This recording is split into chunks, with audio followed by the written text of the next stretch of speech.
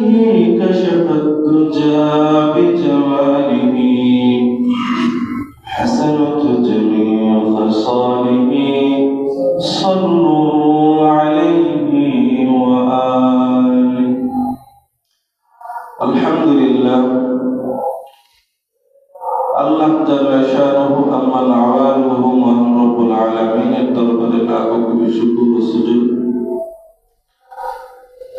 যে আল্লাহ তাআলা আপনাকে আমাকে সুস্থতার মতো বড় নিয়ামত দান করে জুমার দিন গরিবের জন্য হজের দিন জুমার নামাজ আদায় করতে আসা গরিবের জন্য হজ করতে আসা এই মহৎ কাজে মহৎ দিনে আল্লাহ তাআলার ঘরে জুমার নামাজ আদায় করার পূর্বে কিছুক্ষণ তিনি মুজাকারা করার এবং শ্রবণ করার তৌফিক দান করেছেন। এই জন্য সকলে অন্তরস্থল থেকে শুকরিয়া জ্ঞাপন করি আলহামদুলিল্লাহ। এর সাথে সাথে হাজারো দরুদ ও সালাম আকা নামদার তাজদারে মদিনা হযরত মুহাম্মদ মুস্তাফা সাল্লাল্লাহু আলাইহি ওয়াসাল্লামের উপর সকলে মুহাব্বতের সহিত বলি সাল্লাল্লাহু আলাইহি ওয়াসাল্লাম। আল্লাহ তাআলা তার পবিত্র কালামের ভিতরে বলেন ওয়াযাক্কির ফাইন্না যিকরা তানফাউল মুমিনিন। ওয়াযাক্কির ফাইন্না যিকরা রাসূল আপনি মুযাকারা করেন আলোচনা করেন আপনার উম্মতদের সামনে। ফাইন্না যিকরা আপনি যে মুযাকারাগুলো করবেন এই মুযাকারাগুলো তানফাউল মুমিনিন যারা মুমিন তাদের ঈমানের কাজে আসবে তাদের ঈমানের ভিতরে আরো উন্নতি হবে তাদের ঈমানের ভিতরে আরো বৃদ্ধি পাবে ঈমান আরো বাড়বে। যেহেতু আল্লাহ তাআলা আদেশ করেছেন মুযাকারার কথা দ্বীনি আলোচনা করার কথা কেমন যেন আমাদের এই আলোচনাগুলো আল্লাহ তাআলার ওই আদেশের একটা প্রতিফলন। কথাগুলো যা বলবো অন্তরের কানে দিলের কানে শ্রবণ করে নিজে তো আমল করার চেষ্টা করবো এই দ্বীনি সকল ভাইদের কাছেও দাওয়াত পৌঁছানোর নিয়ত কথাগুলো সব আল্লাহ তাআলা আমাদেরকে আমল করার তৌফিক দেন। প্রিয় উপস্থিতি পর্দার অন্তরের মা ও বোনেরা আমি যে আয়াতের কালিমা তেলাওয়াত করেছি আল্লাহ তাআলা বলেছেন ইন্নাল্লাযীনা ক্বালু রাব্বুনাল্লাহ সুম্মা ইসতাকামু তাতানাজ্জালু আলাইহিমুল মালায়েকা আল্লা তাখাফু ওয়া লা তাহজানু ওয়া আবশিরু বিল জান্নাতি আল্লাতী কুনতুম তুআদুন। আয়াতের ভিতরে দুইটা পাঠ। সর্বপ্রথম আল্লাহ তাআলা বলেছেন ইন্নাল্লাযীনা ক্বালু রাব্বুনাল্লাহ যারা মুখে স্বীকারোক্তি দেয় যারা মুখে এই কথা বলে যে নিশ্চয় আমার রব হচ্ছেন আল্লাহ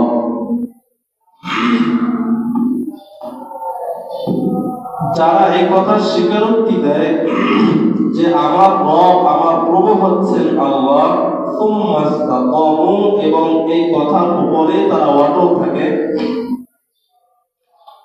আল্লাহ তাআলা বলেন তাতানাজ্জালু আলাইহিমুল মালায়েকা আমি তাদের উপরে এক দল ফেরেশতাদেরকে পাঠাই। কাদের উপরে ফেরেশতাদেরকে পাঠাই বুঝে থাকতে বলবেন ক্বালু রাব্বুনাল্লাহ যারা বলবেন যে আমাদের রব হচ্ছেন আল্লাহ। শুধু মুখে স্বীকারোক্তি নয় এই কথার উপর অটল থাকার জন্য কাজেও পরিণত করতে হবে। যখন বাতিলরা আল্লাহ তাআলার সাথে শরীক নিয়ে আসবে তখন তাদের সাথে মোকাবেলা করতে হবে। যখন বিভিন্ন নাস্তিকরা আল্লাহ তাআলার সাথে শরীকি নিয়ে আসবে আল্লাহ তাআলার সাথে শরীকি সাব্যস্ত করবে চাই সে যত বড়ই ব্যক্তি হোক না কেন তার বিরুদ্ধে রুখে দাঁড়াতে হবে তার মোকাবেলায় কথা বলতেই হবে চাই সে যে হোক না কেন। যদি মৃত্যু আসে তখন অটল থাকা যাবে না। এটার নামই হচ্ছে সুম্মা ইসতাকামু যে আমার কথার উপরে আমি অটল থাকব। আল্লাহ তাআলা স্বীকারোক্তি দিব সাথে সাথে স্বীকারোক্তির সাথে সাথে এই কথার উপর অটল থাকবো যে আজকে এই জমানায় আমরা জানি যে আল্লাহ একজন। যদি কোনো ব্যক্তি আমাদেরকে যত ভালো করে বুঝুক না কেন যে রব হচ্ছে তিনজন ঈসা আলাইহিস সালাতু ওয়াস সালাম দুনিয়াতে আসছে বাবা ছাড়া, এর মানে তার বাবা হচ্ছে আল্লাহ। আর আল্লাহ যদি বাবা হয়, তার মা মারিয়াম হচ্ছে আল্লাহর স্ত্রী। আর মারিয়াম যদি আল্লাহর স্ত্রী হয়, তাহলে ঈসা হচ্ছে আল্লাহর পুত্র। তাহলে আল্লাহর পুত্র এবং স্ত্রী আল্লাহর সন্তান, অর্থাৎ এরা তো আল্লাহ তাআলার পরিবারের ভিতরে অন্তর্ভুক্ত, অতএব এরাও আল্লাহ। এই কথা যারা বলবে তাদেরকে আমরা বোঝাবো, এদের কথা থেকে ফিরে আসতে বলবো। এটাই হচ্ছে সুন্নাত তাকওয়া। অটল থাকা, অবিচল থাকা, এটা যখন থাকবো, এই দুই কাজ যখন আমাদের দ্বারা প্রকাশ পাবে, তখন আল্লাহ তাআলা নিজেই বলেন, তাতানাজ্জালু আলাইহিমুল মালাইকা, একদল ফেরেশতা আল্লাহ তাদের উপরে নাযিল করবেন। ফেরেশতারা এসে তাদের কাছে বলবেন, তাতানাজ্জালু আলাইহিমুল মালাইকাতু আল্লা তাখাফু, যাও যাও, তোমাদের আজকের দিনে কোনো ভয় নাই। আল্লা তাখাফু ওয়ালা তাহজানু, আজকে তোমাদের কোনো পেরেশানিও নাই। ওয়া আবশিরু, তোমরা সুসংবাদ নাও। তিনটা জিনিস আল্লাহ তাদেরকে বলছেন। ফেরেশতা তাদের কাছে আসবে, আল্লাহ তাআলার পক্ষ থেকে ঘোষণা নিয়ে আসবে যে আল্লাহ তাখাফু, তোমরা যে আল্লাহকে স্বীকারোক্তি দিয়েছো এবং এই স্বীকারোক্তির উপরে অটল রয়েছো, ওই আল্লাহ তোমাদের কাছে আমাদেরকে পাঠাইছেন। আল্লাহ তাআলা তিনটা বিষয় তোমাদেরকে বলে দিয়েছে। এক নম্বর হচ্ছে আল্লাহ তাখাফু, যাও, তোমাদের জমিনে কোনো ভয় নাই, যেখানে যাও আল্লাহ তোমার সাথে আছে। আল্লাহ তাআলা দ্বিতীয় ব্যক্তি হিসেবে তোমার সাথে আছে। হাদিসের ভিতরে আল্লাহ তাআলা এটাই তো আল্লাহ রাসূলের মাধ্যমে জানায় দিয়েছেন। হাদিসে কুদসির ভিতরে আল্লাহ তাআলা বলেন, ইয়াকুলুল্লাহু তাআলা, আনা ইনদা যান্নি আবদি বি ওয়া আনা মাআহু ইযা যাকারানি ফি নাফসি যাকারতুহু ফি নাফসি। বান্দা যখন আল্লাহ তাআলাকে মনে মনে স্মরণ করে, আল্লাহ তাআলা তাকে মনে মনে স্মরণ করে। আল্লাহর প্রতি বান্দার যেই রকমের ধারণা হয়, বান্দার প্রতি আল্লাহ তাআলার তেমন আচরণ হয়। বান্দা যখন আল্লাহ তাআলার প্রতি ধারণা করে, মনে মনে যখন আল্লাহ তাআলাকে স্মরণ করে, তখন আল্লাহ তাআলাও তাকে মনে মনে স্মরণ করে। বান্দা যখন পথে চলার সময় হুজুট খায়, তখন যখন আল্লাহ তাআলাকে স্মরণ করে, আল্লাহ তাকে স্মরণ করে। চলতে ফিরতে যখন বান্দা হালাতে আল্লাহ তাআলার উপরে ভরসা রেখে চলে, আল্লাহ তাআলা তাকে কখনো পথ থেকে ফেরায় দেয়। ওই আল্লাহই বলছেন, ইদা যাকারানি ফি নাফসি যাকারতুহু ফি নাফসি। আর বান্দা, যখন তুমি মনে মনে আমাকে স্মরণ করো, আমিও তোমাকে মনে মনেই স্মরণ করি। ওয়া ইন যাকারানি ফি মালাইন যাকারতুহু ফি মালাইন। বান্দা যখন মজলিসের ভিতরে আল্লাহ তাআলাকে স্মরণ করে, যেমন আমরা এক মজলিসের ভিতরে একাধিক মানুষ আল্লাহ তাআলার গুণগান বলছি, আল্লাহ তাআলার বিষয়ে আলোচনা করছি, তখন আল্লাহ তাআলা বলেন, আমিও তোমাদের আলোচনা করে তাকাতুহু ফি মালাইন খায়রিন মিনহুম, আমিও লোক সমুদ্রে তোমাদের কথাও আলোচনা করি। হ্যাঁ, তোমরা যেই লোকদেরকে নিয়ে আলোচনা করো, আমিও ওইরকম লোকদেরকে নিয়ে আলোচনা করি। তবে খায়রিন মিনহুম, তোমাদের থেকে আমার মজলিসে যারা থাকে তারা উত্তম। ওয়া ইন যাকারানি ফি মালাইন যাকারতুহু ফি মালাইন। যখন মজলিসের ভিতরে আল্লাহ তাআলাকে স্মরণ করা হয়, আল্লাহ তাআলা তাকে মজলিসের ভিতরে স্মরণ করে, এমন অবস্থা খায়রিন মিনহুম, আল্লাহর মজলিস হলো উত্তম। শুধু এটাই না, এর পরের অংশ আল্লাহ বলে, ওয়া ইন তাকাররাবা ইলাইয়া বিশিবরিন তাকাররাবতু ইলাইহি দিরাআন। বা যখন বান্দা আল্লাহ তাআলার দিকে হেঁটে হেঁটে যায়, আল্লাহর রহমত তার দিকে দৌড়াই আসে। সুবহানাল্লাহ। মেরে মুহতারাম ভাইও, যে আল্লাহ তাআলা আমাকে এত বড় সুসংবাদ দিয়েছেন, আল্লাহ তাখাফু, শুধু স্বীকারোক্তি দাও আর এই কথার উপর অটল থাকো। আল্লাহ তাআলা তোমাকে বলছেন, লা তাখাফু, ভয় নাই, ওয়ালা তাহজানু, কোনো চিন্তা পেরেশানি টেনশন কিছুই নাই। ওয়া আবশিরু, সুসংবাদ নাও। কিসের সুসংবাদ নেবা? আল্লাহ তাখাফু ওয়ালা তাহজানু ওয়া আবশিরু বিল জান্নাতি আল্লাতী কুনতুম তুআদুন। ওই জান্নাতের সুসংবাদ নাও, যেই জান্নাতের ব্যাপার আল্লাহ তাআলা তোমাদেরকে প্রতিশ্রুতি দিয়েছেন, ওই জান্নাত আল্লাহ তাআলা তোমাদেরকে দিবে। এই কথার স্বীকারোক্তি দিলে, এই কথার উপরে যখন অটল থাকবা, তখন আল্লাহ তাআলা তোমাদের জান্নাতের জিম্মাদার হয়ে যাবে। এজন্য আমাদের এক দেশ বড় আলেম, আমাদের আকাবির, কাবিরা হযরত, অনেকে আমরা নাম শুনছি, হযরত মাওলানা শামসুল হক ফরিদপুরি রহমাতুল্লাহ। উনি ওনার মাদ্রাসার গেটের উপরে লিখে রাখতো, ওনার জীবিত দশায় ছিল, এখন নেই। উর্দুতে একটা কবিতা লেখা ছিল, जो तू मेरा तो सब मेरा, तुमी मेरी, अगर तू नहीं मेरी तो कोई शय नहीं मेरी। হৃদয়ের আকুলতা নিয়ে হযরত শামসুল হক ফরিদপুরি রহমাতুল্লাহ আলাইহি ওনার মাদ্রাসার গেটের ভিতরে লিখে দিয়েছেন, जो तू मेरा तो सब मेरा, আল্লাহ আপনি যখন আমার হয়ে যাবেন তো সব মেরা, জমিনও আমার, আসমানও আমার, সব কিছু আমার হয়ে যাবে। अगर तू नहीं मेरा तो कोई शय नहीं मेरी। এক আল্লাহ যদি আপনি আমার না হন, আপনি যদি আমার বিপক্ষে চলে যান, সারা দুনিয়া আমার বিপক্ষে চলে যাবে। কেননা এই দুনিয়ার আসমান আল্লাহর, জমিন আল্লাহর, সূর্য প্রতিদিন পূর্ব দিক থেকে উদিত হয় আল্লাহর হুকুমে, পশ্চিম থেকে অস্ত যায় আল্লাহর হুকুমে। সূর্য যখন পূর্ব দিকে অস্ত যায়, পশ্চিম থেকে অস্ত যায়, পূর্ব দিক থেকে যখন উঠবে তখন আল্লাহর কুদরতে পায় সিজদা দেওয়া থাকে। আল্লাহ তাআলাকে সিজদায় জিজ্ঞেস করতে থাকে, আল্লাহ আমি কি আজকে উঠবো? যদি আল্লাহ তাআলা অনুমতি দেয় তাহলে সূর্য পূর্ব দিক থেকে উদিত হয়, নাইলে উদিত হয় না। তো আল্লাহ তাআলা যদি আমার হয়ে যায়, এই আসমানও আমার হবে, জমিনও আমার হবে, যা কিছু আছে আমার হবে। এই জন্যই তো যুদ্ধের ভিতরে আল্লাহ তাআলা ফেরেশতাদেরকে পাঠায় যুদ্ধ করাইছে। ভাবছিল মুসলমানরা অল্প সংখ্যক লোক যুদ্ধে জয়ী হতে পারবে না, পরাজয় হয়ে যাবে, কিন্তু মুসলমানদের ধারণা ছিল আল্লাহ তাআলার উপরে, আল্লাহ তাআলার উপরে পরিপূর্ণ আস্থা এবং ভরসা ছিল। বিনিময়ে আল্লাহ তাআলা ফেরেশতাদের মাধ্যমে যুদ্ধে জয়ী করছে। আজকে এই উম্মত যদি আল্লাহ তাআলার উপরে ভরসা করে, আল্লাহ তাআলা স্বীকারোক্তি দেয়, জবানে স্বীকারোক্তি দেয়, কাজে পরিণত করে, এই উম্মতের উপর কোনো বিপদ আসবে না। যদি কোনো বিপদ এসেও থাকে, স্বয়ং আল্লাহ তাআলাই সাহায্য করবে। কারণ আল্লাহ তাআলা পরিপূর্ণ তাকে সাহায্য করবেন, আল্লাহ তাআলা তাকে জান্নাতও দিবেন। কারণ আল্লাহ যদি আমার হয়ে যায়, আমি পরিপূর্ণ ভালোবাসা যদি আল্লাহকে দিতে পারি, আল্লাহর প্রতি আমার যদি পরিপূর্ণ আস্থা এবং বিশ্বাস থাকে, তাহলে আল্লাহ আমাকে অবশ্যই দান করবেন, অবশ্যই দিবেন।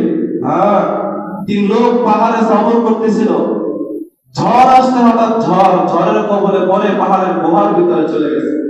হঠাৎ একটা পাথর এসে পাহাড়ের গুহাকে আটকায় দিয়েছে। 3 লোক ওখানে আটকা পড়ে গেছে। মন খারাপ, বের হবে কিভাবে, একে অপরকে অনেক কথাবার্তা বলতেছে। হঠাৎ করে একজনে বলল যে, ভাই আমাদের এমন কোন ইবাদত যেটা আমাদের কাছে মনে হয় যে আল্লাহ কবুল করছেন, সে ইবাদতের উসিলা দিয়ে আল্লাহ তাআলার কাছে ক্ষমা চাও না? তো 3 জনের ভিতরে সর্বপ্রথম একজন আসছেন, একজন শুরু করছেন দোয়া করা আল্লাহ তাআলার কাছে, উসিলা করতেছে,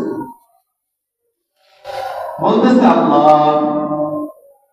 আমার বাবা মা বিরুদ্ধ ছিল, আর বিরুদ্ধ থাকা অবস্থায় আমি কাজ করতাম, তখন আমি প্রত্যেকদিন সন্ধ্যায় দুধের পেয়ালা নিয়ে আসতাম। যখন দুধ নিয়ে আসতাম, বাবা মাকে আগে খাওয়াইতাম, তারপরে আমার বাচ্চাদেরকে খাওয়াইতাম। হঠাৎ একদিন বাসায় গিয়ে দেখি দুধ নিয়ে গেছে ঠিক, কিন্তু আবার বাবা মা উভয় ঘুমায় গেছে। যখন ঘুমায় গেছে তখন আমি দুধের পেয়ালা নিয়ে দাঁড়ায় গেছি। আমার সন্তানরা ওদের কান্নাকাটি করতেছে, কিন্তু তাদেরকে একটু দেখি। তো যখন বাবা মা ঘুম থেকে উঠছে, সর্বপ্রথম বাবা মাকে দুধ পান করাইছি, তারপরে সন্তানদেরকে খাওয়াইছি। আল্লাহ এই আমলটা যদি আপনার কাছে পছন্দনীয় হয়ে থাকে, আপনি যদি আমলটাকে কবুল করে থাকেন, তাহলে পাথরটা একটু সরে দেন না। তো দোয়া করা যখন শেষ হয়েছে, পাথরটা একটু সরে গেছে, কিন্তু এতটুকু পর্যন্ত হয় নাই যে ওখান থেকে মানুষ বের হতে পারবে। দ্বিতীয় ব্যক্তি এসে বলতেছে, আল্লাহ আমি এক নাফরমান ছিলাম, আমার এক চাচাতো বোন ছিল যিনি অনেক পরহেজগার চাচাতো বোন আমার কাছে একদিন রিজিকের অন্বেষণের জন্য আসলো। রিজিক নাই, খাবার নাই, তার কাছে খাবার অন্বেষণের জন্য আমার কাছে আসলো। এসে বলল, ভাই আমাকে কিছু খাবার দাও, বিনিময়ে তুমি যা চাও আমি তাই দিব। যখন এই কথা শুনছে, লোকটা বলেছে আমি এমনিতেই আগে আমার চাচাতো বোনের উপর একটু অন্য নজরে তাকাইতাম, মানে সে একটু সুন্দর ছিল, আমার নজর একটু অন্যরকম তার উপরে আগে থেকেই থাকতো। যখন সে বলছে বিনিময়ে যা চাও আমি তাই দিব, তো আমি তাকে শর্ত লাগাই দিলাম, তোমার যা লাগে আমি তাই দিব, তবে শর্ত হলো একটা রাত আমার সাথে যাপন করতে হবে। বোন রাজি হয়ে গেছে। রাত্রে যখন রুমের ভিতরে চাচাতো বোন ঢুকছে, ঢোকার পরে দেখতেছে মেয়েটা কান্না করতেছে। তো জিজ্ঞেস করতেছে তুমি কান্না করতেছো কেন? তখন বলতেছে ভাই, আল্লাহ তাআলার কাছে কিয়ামতের দিন কিভাবে চেহারা নিয়ে উঠবো যে আমি তো একজন জিনাকার, আমি তো জিনাকার, এই জিনাকারের চেহারা নিয়ে আল্লাহ তাআলার সামনে কিভাবে আমি উঠবো, এই ভয়ে কান্না করতেছি। লোকটা বলতেছে তখন আমি তাকে আল্লাহ তাআলার ভয়ে ছেড়ে দিলাম, বললাম বোন তোমার যা কিছু লাগে তোমাকে আমি দেই, তুমি চলে যাও, যা কিছু লাগে আমি তোমাকে দিচ্ছি, খাবার দিচ্ছি, তুমি চলে যাও। আল্লাহ এই আমলটা যদি তোমার কাছে ভালো লেগে থাকে তাহলে তুমি এই রুচির পাথরটা সরাই দাও। পরে পাথরটা আরেকটু সরছে, তবে এতটুকু পরিমাণ হয় নাই যতটুকু পরিমাণ হইলে একজন মানুষ বের হইতে পারে। দ্বিতীয় ব্যক্তি আল্লাহর কাছে দোয়া করতেছে, আল্লাহ আমি এক সময় অনেক বড় লোক ছিলাম, আমার একটা গোলাম ছিল, কাজের লোক ছিল, হঠাৎ একদিন যে কোনো কারণে কাজ না করে চলে গেছে, কাজ করে চলে গেছে কিন্তু টাকা নেয়নি, একদিন কাজ করে চলে গেছে কিন্তু টাকা নেয় নাই। তো আমি তার টাকাটা, তার যে প্রাপ্যটা ছিল সেটাকে আমি একটা কাজে লাগাইছি, ব্যবসার কাজে লাগাইছি, অর্থাৎ একটা বকরি কিনছি। তো বকরি থেকে হতে হতে হতে হতে একসময় মাঠ ভরে গেছে। তো হঠাৎ অনেকদিন পরে সে আসছে, আসে বলতেছে আমার যে প্রাপ্য ছিল সেটা আমাকে বুঝাই দেয়। তো লোকটা বলতেছে এই মাঠের ভিতরে যা দেখতেছো সব তোমার, তুমি নিয়ে যাও। লোকটা ঠাট্টা করতেছে আমার সাথে কি ঠাট্টা করা হচ্ছে? লোকটাকে আল্লাহর কসম যা কিছু আছে সবই তোমার জন্য। কেমনে? পরে তো সব ঘটনা ভাঙায় বলছে যে আপনি যখন আমার থেকে চলে গেছেন, আমার কাছ থেকে, তখন আমি আপনার টাকাটাকে একটা ব্যবসার কাজে লাগাইছি, একটা কাজে লাগানোর ফলে আজকে এই মাঠ ভর্তি যত বকরি রয়েছে সব আপনার। তো লোকটা কথা না বলে এগুলো শোনার পরে সব নিয়ে চলে গেছে, কিছু বলেও নেই। আল্লাহ তাআলার কাছে দোয়া করতেছে, আল্লাহ এই কাজটা যদি আপনার কাছে ভালো লেগে থাকে আমাকে এর উছিলায় আমাদের এই পাথরটাকে সরাই দেন। তো পাথরটা আরেকটু সরছে, শোনার পরে একজন মানুষ বের হওয়ার মতো যতটুকু জায়গা তা হয়ে গেছে।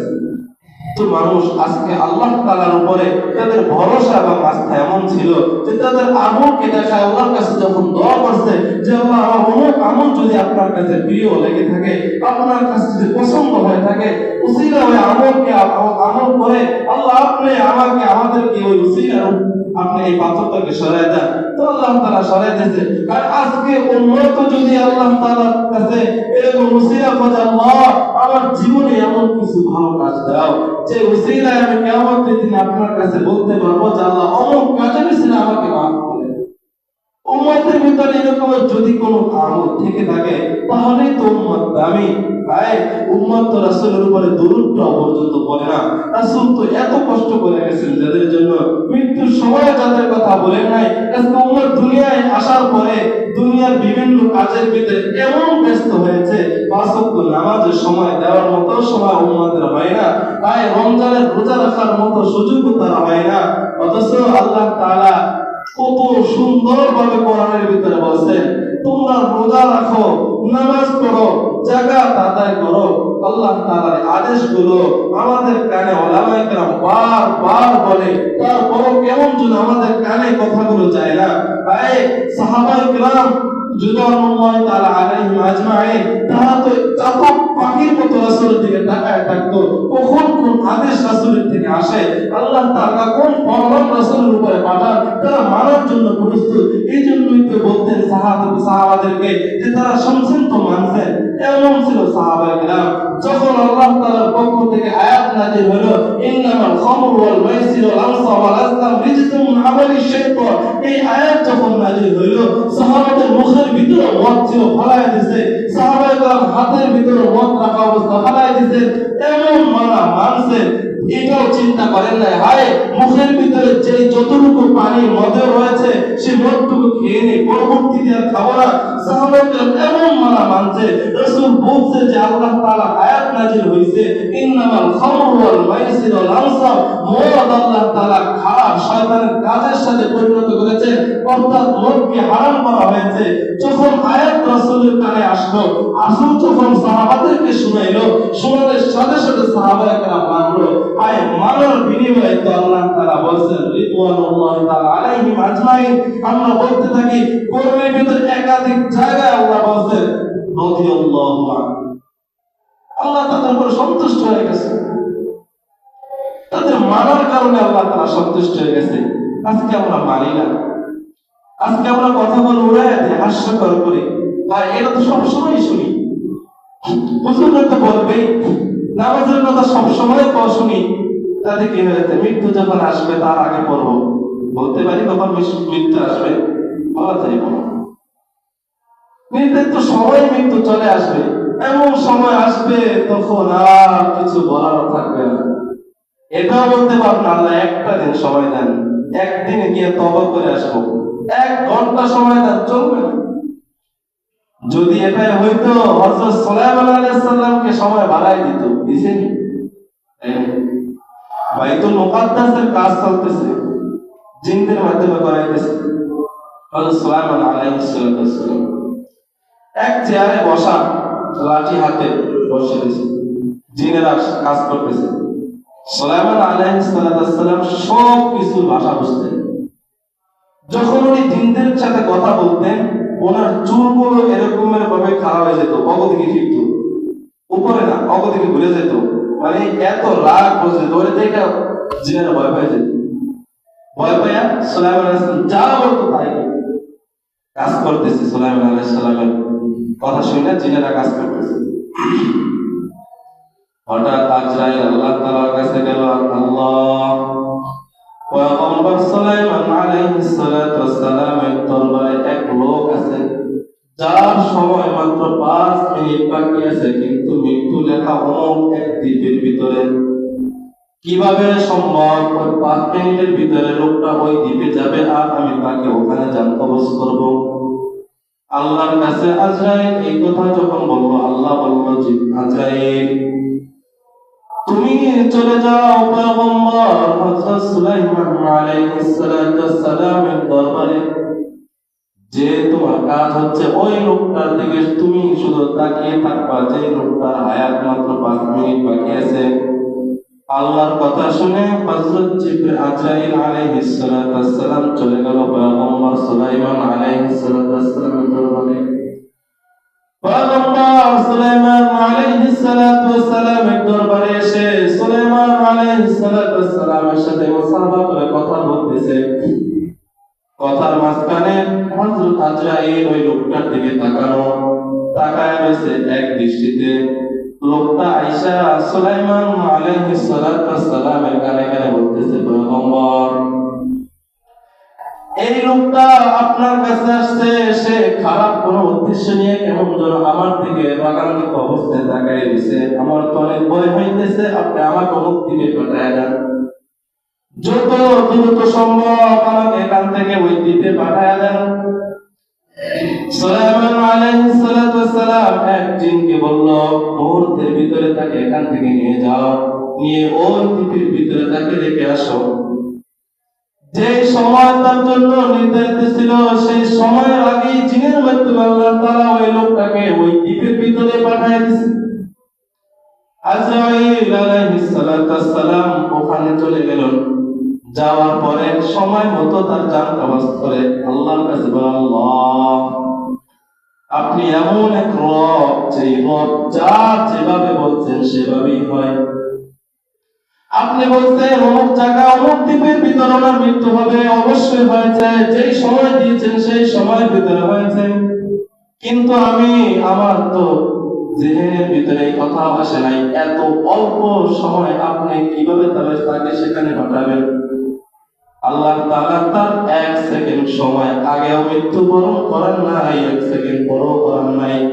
فإذا جاء أجلهم لا يستأخرون ساعة ولا يستقدمون যখন তার নির্ধারিত সেকেন্ড তার কাছে চলে আসছে মুহূর্তের মধ্যেই তাকে জানার ব্যবস্থা হয়েছে। এরপরে আজরাইল আলাইহিস সালাতু ওয়াস সালাম হযরত পয়গম্বর সুলাইমান আলাইহিস সালাতু ওয়াস সালামের দরবারে উপস্থিত। পয়গম্বর আল্লাহ তাআলা বলেন আপনারও সময় শেষ, আপনারও জান কবস্তর হবে। পয়গম্বর সুলাইমান বললেন কি বলো? জিনদের মাধ্যমে মাত্র বাইতুল মুকাদ্দাসের কাজ শুরু করেছি, যদি আমি না থাকি জিনেরা দুষ্ট কাজ করবে না, কাজ অসম্পূর্ণ হয়ে যাবে। তুমি আল্লাহর কাছে বলে দেখো কিছু সময় বাড়ানো যায় কিনা। আজরাইল আল্লাহর কাছে চলে গেল। আল্লাহ বলল যে তুমি কি বলো সুলাইমানকে? সুলাইমান মরবে কিন্তু মরবে না, মারা যাবে ঠিকই কিন্তু সে নিজের জায়গায় অটল থাকবে, যেমন ভাবে এখন রয়েছে অমন ভাবে মৃত্যু পূরণ থাকবে। পয়গম্বরের কাছে আজরাইল আসার পরে বলল আল্লাহ তাআলা বলেন নির্ধারিত সময় আপনার মৃত্যু চলে আসবে, তবে আল্লাহ তাআলা আপনাকে আপনার হালতে অটল রাখবেন। বলে যে আচ্ছা ঠিক আছে। জাম কবজ করলো সুলাইমান আলাইহিস সালাতু ওয়াস সালাম নিজের জায়গায় বসে, যেভাবে আগে চেহারে বসা ছিল, চুলগুলো জিনদের দিকে ফিরানো ছিল, সেভাবেই এখন বসা আছে। চুলগুলো জিনদের দিকে ফিরানো আছে, জিনেরা ভাবতেছে জীবিত আছে, কিন্তু না মরে গেছে। কিতাবের ভিতরে পাওয়া যায় গালেবান 1 বছর পর্যন্ত এমনই ছিল। 1 বছর যখন শেষ হয়েছে, অর্থাৎ কাজ যখন শেষ হয়েছে, শেষ হওয়ার পরে জিনের যে লিডারকে তাকে ধরছে, ধরার সাথে সাথে সুলাইমান চেহারা ভেঙে পড়ে গেল। জিনের মধ্যে যে ডাক্তার ছিল ও গবেষণা করছে, গবেষক বিজ্ঞানী চেয়ারের খুঁটির দিকে তাকায় গবেষণা করছে যে এই চেয়ার 1 বছর ধরে অলি পোকায় খাইতেছিল, 1 বছর পরে এটা ভরে গেছে। আর এই লোকটা মারা গেছে আর 1 বছর, 1 বছর আগে মারা গেছে। আর আল্লাহ তাআলা তাকে অটল রাখছে, যেমন ছিল তেমনই বসে আছে। এটা আল্লাহ তাআলার কুদরত। মেরে মুহতারাম ভাই দোস্ত বুজুর্গ, নির্ধারিত সময় আপনার আমার কাছেও আজরাইল চলে আসবে, সাক্ষাৎ তার সাথে আমার করতে হবে। যতই বাহানা করি না কেন একদিন পরে আর 1 ঘন্টা পরে চলবে না। এই জন্য আসুন, এখনই যখন সময় রয়েছে, সময় আমার হাতে আছে, হাতের নাগালে আছে, এখন থেকেই আমরা আল্লাহ তাআলার উপরে আস্থা রেখে আল্লাহ তাআলার পরিপূর্ণ দ্বীনি বিধানগুলো মেনে রাসূলের সুন্নাতকে অনুসরণ করে মৃত্যুর সময় যেন কালেমা নসিব হয়, এই দোয়া করে প্রত্যেকটা কাজ যেন রাসূলের সুন্নাত মোতাবেক করতে